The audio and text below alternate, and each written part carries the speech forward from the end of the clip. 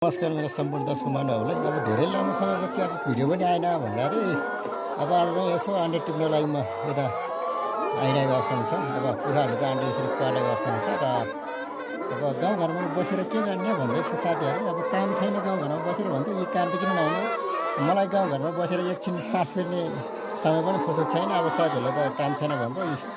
मेरो कुखुराहरू फेरि यसरी यो कुखुराहरू चाहिँ अब लगभग अब यो अन्तिम महिनादेखि चाहिँ अब अन्डा पार्ने क्रममा छ। अब लगभग एक हप्ता जति चाहिँ अब भयो होला। मैले खुट्टाहरू पनि काटेको, किनभने यो चाहिँ अब भोलिको दिनमा चाहिँ ठुङ्गाठुङ गरेर यसलाई झाइझगडा गरेर चाहिँ अब एक आपसमा चाहिँ अब घाइते बनाएर मर्ने अवस्थामा हुन्छ। त्यही कारणले गर्दा मैले यो चुच्चाहरू पनि काटेको अवस्थामा छ। ल अहिले त्यही कुखुराहरू चाहिँ यो अन्डा पार्ने कुराहरू चाहिँ यता छ। लगभग यो अब 1 वर्ष कम्प्लिट भएर 2 इयर्समा रनिङ हुँदैछ। त्यही कारणले भन्दा साथीहरू चाहिँ अब साथीहरूले भन्दै होला, ओहो यो मान्छे त विदेश गएको थियो, कसरी नेपाल फर्क्यो होला। अब कतिले भन्दै चाहिँ अब विदेशमा किन फर्क्यो होला भन्ने कुरा पनि आएको थियो। अब म चाहिँ अब विदेशमा केही कुराहरू चाहिँ अब एउटा सिपमूलक जानकारीहरू लिनको लागि म केही ट्राभल पनि गरिरहेको हुन्छ, त्यही भन्न चाहन्छु।